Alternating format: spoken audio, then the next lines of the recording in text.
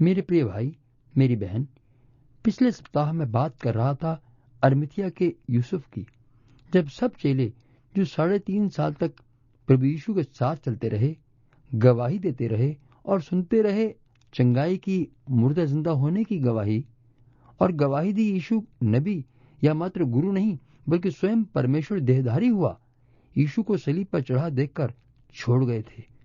वो जो न जमीन पर हो न आसमान में चला गया हो बल्कि टंगा है जमीन आसमान के बीच में, उसे अरामी भाषा वाले ईसा कहते हुए चले जा रहे थे। यानी जो यीशु था वो अब ईसा बन गया था, मात्र टंगा हुआ व्यक्ति की लाश। इसलिए वे टंगा छोड़कर यानी ईसा को छोड़कर चले गए।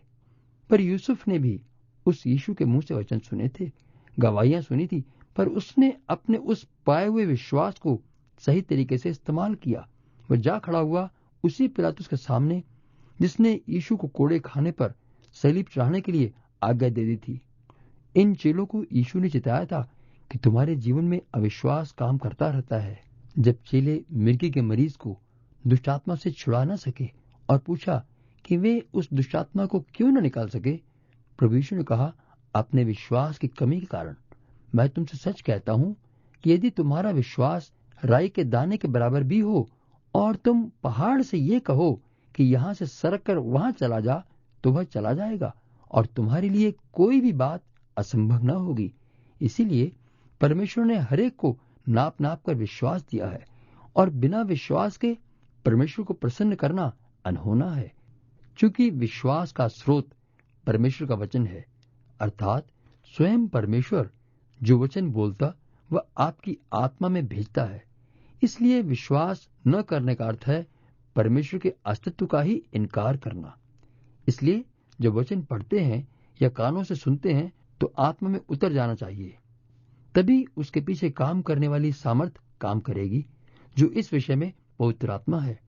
इसलिए वचन सुनने से विश्वास आता है, साथ ही पवित्र आत्मा का कार्य भी होता है। यदि हम उसके कार्य का स्वागत करते हैं और उसे यथास्थान यानी जीवन का स्वामी स्वीकार करते हैं, तो हम वचन को अर्थात प्रभु यीशु को जीवन का प्रभु मानते हैं। यदि वचन मानने के लिए तैयार नहीं तो यीशु को प्रभु कहना पाखंड होगा। तो इसलिए बिना विश्वास के परमेश्वर को प्रसन्न करना अनहोना है। इसके लिए मैं घटनाओं को दिखाता हूं कि विश्वास का काम आपके जीवन में कैसे फायदा करेगा।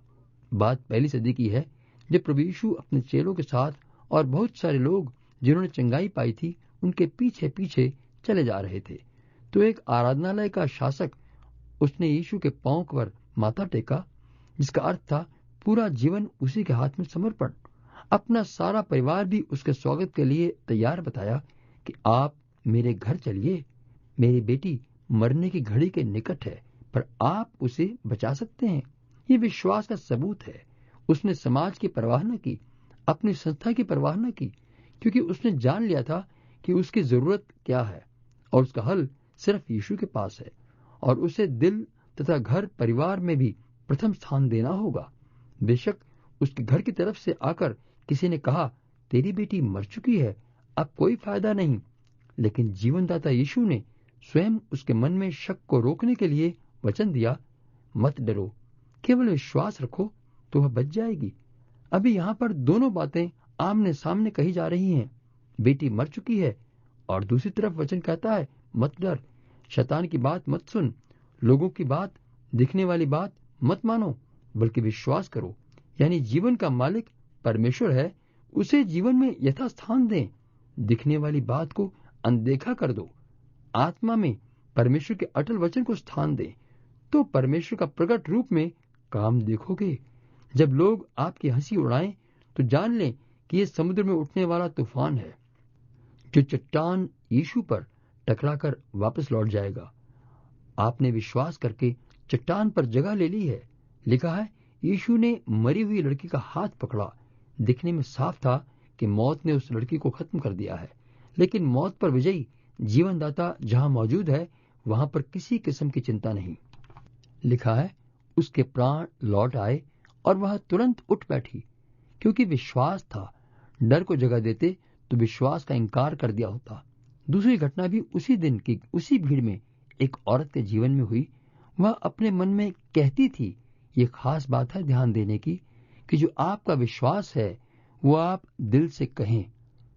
तो वह कहती थी, यदि मैं यीशु के वस्त्र को ही छू लूंगी तो स्वस्थ हो जाऊंगी। इसकी बीमारी कुछ दिन महीने नहीं वरन 12 साल से थी और वैद्य हकीमों डॉक्टरों के इलाज पर पैसा तो खर्च कर ही चुकी थी, पर साथ ही साथ बीमारी बढ़ती हुई जड़ पकड़ चुकी थी। उसके मन की कहने की बात को यीशु ने सुन लिया। यीशु ने कहा, दिलेरी कर, हिम्मत रख, समाज की परवाह न कर, तुझे तेरे विश्वास ने स्वस्थ कर दिया है। तो यहाँ पर सीखते हैं कि किसी भी दिखने वाली बात के सामने जब वचन को रखते हैं तो हमें दिखने वाली बात को भुला देना और वचन को ऐसा स्थान देना जरूरी है जिसके द्वारा वह आपके जीवन में पहला स्थान पाए। वही आपके जीवन का भोजन, आनंद का कारण हो, वही एकमात्र पूरा सहारा हो। इसे आप जितना ज्यादा चाहे इस्तेमाल कर सकते हैं, पर डर या शक उसे लूटने वाले डकैत हैं जो कि आपकी सहायता बिना कुछ नहीं कर सकते। आप अपनी इच्छा से ही डर व शक की सलाह का स्वागत करते या डांट फटकार करके दूर कर सकते हैं।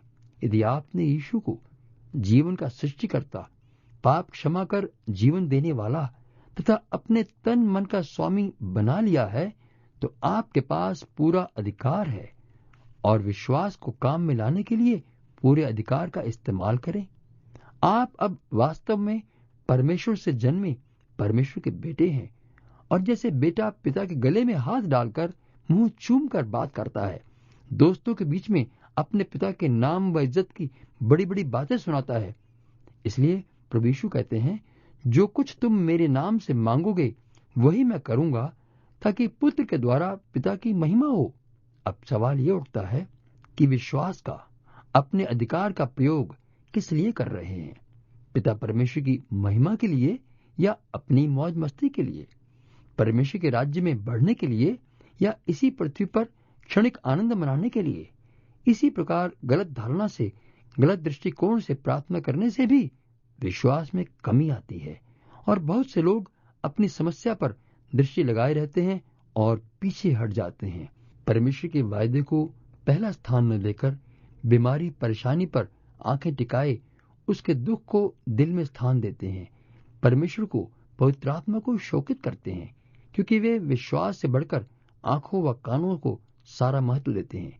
आइए ये निश्चय करें, एक फैसला करें कि आप कानों व आंखों से अधिक आत्मा से सुना करेंगे, देखा करेंगे, क्योंकि आप परमेश्वर की संतान है जो न दिखने वाली चीजों को ऐसे बुलाते हैं, जो न दिखने वाली चीजों को ऐसे बुलाता है कि वे हैं। तो आइए विश्वास का प्रयोग हम परमेश्वर के साथ मिलकर करें और परिणाम देखें। आमीन।